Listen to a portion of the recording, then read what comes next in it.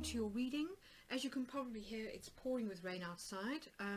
Quite a miserable day, but that's not going to stop us from doing a great reading. I've been waiting for my cards to come from the printers, and I was hoping that they would arrive in time for my full moon readings, but alas, they haven't. So I'm going to be doing something just, kind of a little bit different today. What I'm going to do is I'm going to follow the traditional planetary sect in astrology. So I've got a solar and a lunar deck here, and I'm going to pull 6 cards from the lunar deck, 6 from the solar, and then I'm going to use them to fill up the houses. So traditionally in astrology, the bottom half of the chart is lunar, so I'm going to use the lunar cards for those. This is the more kind of private area of life, with the personal, and then I'm going to use the solar cards for the diurnal part of the chart, which is more about the public sort of kind of aspect of life. And then after that, I'm going to pull you an advice card from the Universe Has Your Back Oracle. It's got a lovely full moon on it. And then we're going to have a few trinkets from the Magpie Oracle. This was created by a friend of mine, Carrie Paris, a few years ago, and I just love it. It's just, I think, a fun way to end the reading. So without any further ado, let's get into your reading.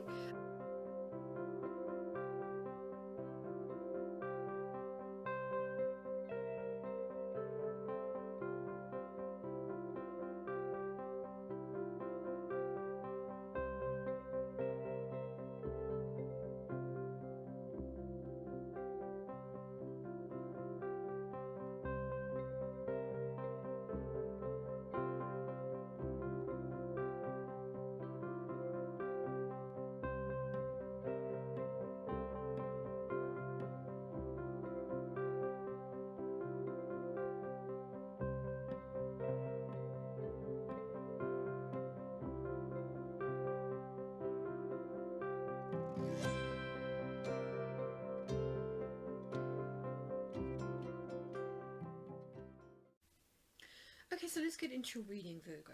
So as we come up to this full moon, it's possible that you are feeling a little bit impatient, or you want to kind of get some clarity on something, and it appears to have something to do with either a committed partnership, so somebody that you are in a long-term relationship with, or it could be something to do with a work contracts, because here across your horizon line is where the full moon is going to take place. So the sun will be here in Virgo in your first house, and the moon will be in Pisces in your 7th house.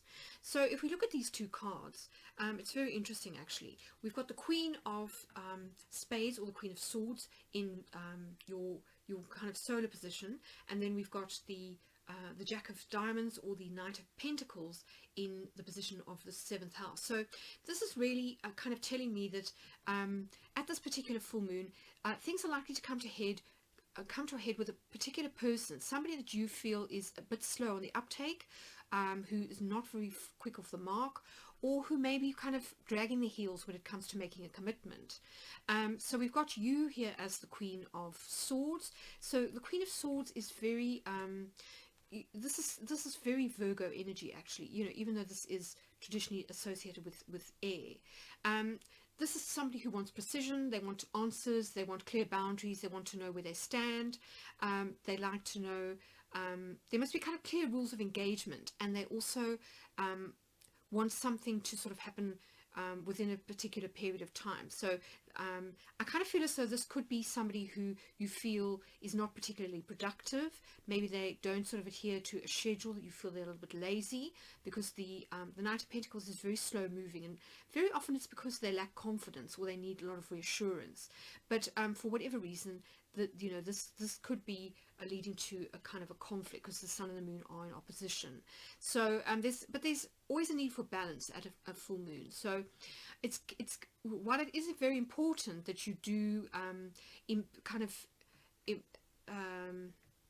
find a compromise between this sort of very strict and quite no nonsense energy on the one hand, and then this quite mild, earthy,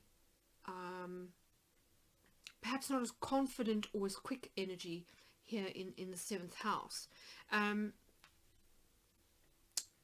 And And I think this sort of really emphasizes the difference in a way between Virgo and Pisces. Both are very idealistic signs, but Virgo tends to be kind of let's do, whereas Pisces tends to be kind of like, oh, if I'm not sure, then I'd rather kind of hold back and wait. I don't really want to sort of do anything until I'm clear. And of course, they may never get clear. And so that could be part of the problem here. Because if we look at your 10th house, we've got the Two of Swords here. So the Two of Swords is all about a lack of clarity, a block of some kind. So this could well be some kind of work partnership. So this speaks of indecision. It also speaks of a lack of decision making, but also a lack of clarity. So it might be that this is what you are insisting on, is that you need some kind of clarity within the context of a contract of some kind, or some kind of work partnership. Now, let's have a look at what else is going on at this full moon, because it might help the situation. So the first thing to say is that both the Sun and the Moon will be making some positive aspects to Uranus, which will be in Taurus. So it's retrograde in Taurus, and Virgo, for you, this is in your 9th house. So it's interesting that we've got the Hermit card here, which is actually associated with the sign of Virgo. So this is the 9 of Diamonds, the 9 of Pentacles, but it also doubles up as the Hermit in this particular playing card system. So the Hermit is all about kind of withdrawing. It's about seeking inner guidance, and it's also about kind of self-reliance to a larger extent. And so it could be that, you know, you've kind of, things have come to a head perhaps legally with you and this person, and you are kind of feeling as though they've let you down. Perhaps they're not sort of very productive or efficient, or you know, maybe this is a kind of an employee, for example, and so you're having to kind of do things yourself. So this is the sense of feeling isolated, or not, like somebody doesn't have your back. I think that's what I'm kind of feeling. And so you've kind of withdrawn into yourself a little bit, and you're kind of licking your wounds, or going back to basics, or seeking advice. You know, this could be legal advice, but it could also be spiritual advice. Now, with Uranus here, there is a sense that there is a paradigm shift is possible, because Uranus always brings about very positive shifts when it's aspecting other planets positively.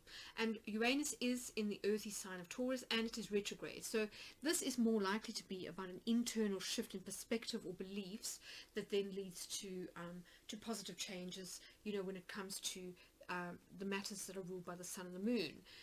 So I kind of feel as though maybe, you know, it might be a good idea to seek further advice, because maybe you are kind of, I don't want to say unfairly judging this person, but perhaps they aren't necessarily presenting how they feel or their side of the story very assertively, if at all. They might have they might not be very good at communicating, because this is earth energy, and it's not confident energy. So it's possible that you know, there needs to be a kind of a heart-to-heart conversation had, and this will you know, help to reveal what is not working. Because here in your 3rd house we've got the 8 of Cups, which is also the moon, and you know, we are talking about a full moon reading. So here I kind of feel as though on some level you are disappointed or disillusioned with the way things have turned out with this person, and you're kind of ready to walk away if things don't improve. So maybe it is time to kind of have a conversation and just explain, you know, your expectations, and it might be that in doing so that certain things come to light that weren't clear before, and then you're able to sort of find a way forward. Because here in the 6th house we do have the Ace of Cups, so this is about self-love, it's about compassion, and about kind of leading from the heart, which is kind of the opposite energy to this air energy that we've got here, the Queen of Swords. So I think it's also saying, if this is an employee, for example, maybe just have a little bit of compassion, because it could be that there's things going on in this person's life that you aren't aware of, and it may be affecting their performance, possibly it's affecting their outlook or their attitude, and that this will help things just sort of move forward. Here in the 8th house, which can be about sort of joint resources, so this could be about, you know, a joint work project, for example. We've got the Jack of Spades, so this is the Knight of of Swords, and this is about swift shifts and things happening quite quickly. So I do think that if you have a conversation with this person, things between you the dynamic between you could shift quite positively and quite quickly. The key thing here is not to make any assumptions, and I think that with the Hierophant in reverse here in your 11th house, if you take a slightly unconventional approach to things, particularly if whatever this is involves a group dynamic of some kind, then I think that things could kind of go quite well. I think certainly taking an unconventional approach when it comes to your career could free up any logjam that has kind of happened as a result of those recent quite difficult and frustrating squares and oppositions that we've had between the outer planets and Mercury, your ruling planet. Now it's also worth saying here that sort of just before and then just after, so during the whole period of this particular full moon, we're going to be having a series of positive trines between Mercury here in your first house in Virgo, so the position where your planet is exalted, to the 3 outer planets in Capricorn. So this is Jupiter, Saturn and Pluto. So Capricorn for you is your 5th house. So this is the house of creativity, it's the house of children, it's the house of passion and joy. And here we've got the 8 of Wands. This is the 8 of Clubs. So this is about positive changes, swift movement. Sometimes it's about travel, so it could be that you are taking a holiday, because the 5th house can sometimes be about holidays, but there's definitely a paradigm shift, and things kind of, if you felt that things have been stuck in this area in the past, things are now going to shift quite positively and move forward. There's going to be momentum here. So I do feel like, if you get to the full moon and you are a little bit frustrated and things don't seem clear, don't worry, because Mercury is going to make sure through those trines to the 3 outer planets that things start to shift in a very positive direction. So don't be too disheartened, in terms of your outlook by whatever is happening here in your 7th house. Just have a little bit of faith that things are going to move in a positive direction. And look, here we've got in your 2nd house, we've got the 9 of Swords in reverse. So this is saying don't worry, particularly when it comes to money and in terms of kind of values and self-worth. So I think these 2 cards are sort of saying things are going to change quite rapidly for you when it comes to joint projects or resources. So have a little faith and maybe just have a conversation, seek some guidance, or kind of withdraw rather than say anything too sharp, because at the full moon sometimes emotions can kind of reach boiling point. Just take a little bit of a step back with this Hermit energy, regroup, and then maybe have a conversation, and this is going to shift things in a very positive direction. So yeah, I think those are kind of the main energies that I'm picking up.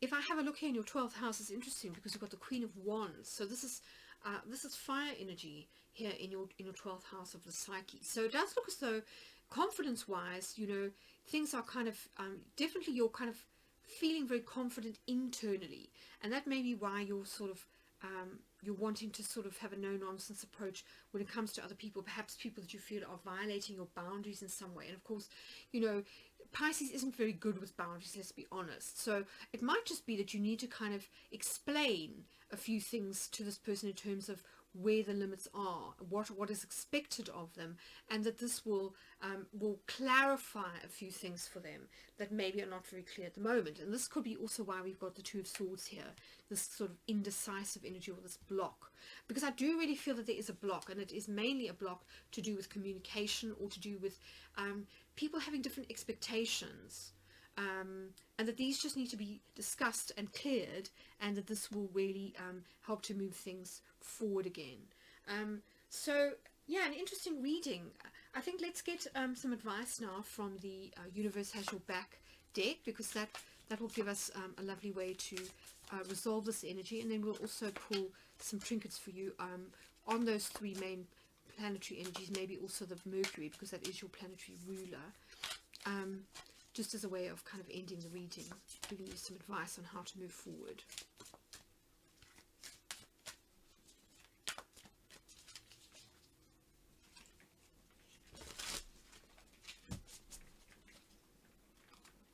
Okay. Oh, how wonderful. So joy is the ultimate creator, and I think that is so apt given that we've got this 8 of Wands energy here in your house of joy, passion and creativity, as well as leisure. So I do think that possibly what's needed is a little bit of a holiday, or just something kind of some kind of respite that allows you to sort of cultivate your joy. So maybe you just need to take a little bit of me time, maybe do something that kind of makes you feel happy, you know, a hobby, just something that's going to kind of get your perspective back. And this might be also why you need this sort of hermit time, a little bit of me time. And this could also be why we've got the Ace of Cups in your house of your kind of everyday schedule and health. You know, maybe you just need a little bit of time out to refill the well. This is definitely refilling the well. You know, time away from other people if they are kind of aggravating you, and then, you know, and also possibly a little bit of travel, but something that's just going to get the energies moving again. Now, it's interesting, we haven't discussed this, but you do have the King of Cups in the house of home and family. So I do feel as though this is a place where things are kind of going right and where you can refill the well. This is the card of kind of care, compassion, and kindness. And I think that that's really what's needed, you know, in order to sort of get you into that happy place again, from which you know, you're going to approach other people in a kind of a compassionate place. And let's face it, you are a very kind, helpful sign, Virgo. It's just that something may have kind of tipped your balance a little bit. So let's pull some trinkets. So first of all, one for that Sun in Virgo. Interesting. So this is the snake, and the snake in the Lenormand deck is about one of two things. It can be about somebody who is a bit of a snake that you feel betrayed by, or it can be about something that's kind of long and drawn out. And that's kind of the energy that I'm feeling here with this this Knight in Pentacles, who may be a bit slow on the uptake and isn't moving fast enough for you. So I feel like this is a little bit of frustration.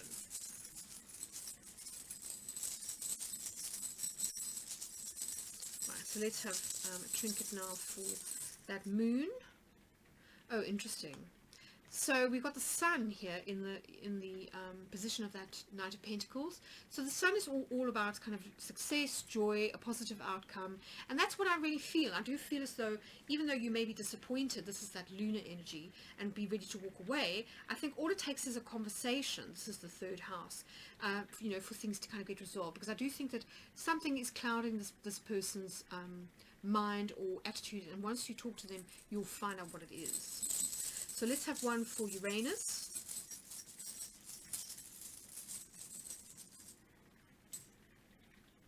So here we've got the house, and in the Lenormand playing card system, this has to do with, you know, where you feel at home. It can also have to do with roots. It can have to do with, you know, family, things you've inherited, and just what kind of feels familiar or comforting. And that may be, you know, this kind of withdrawing a little bit for self-care, you know, just needing some time out to kind of nurture yourself a little bit, to sort of get back into a happy place. And let's have one for Mercury.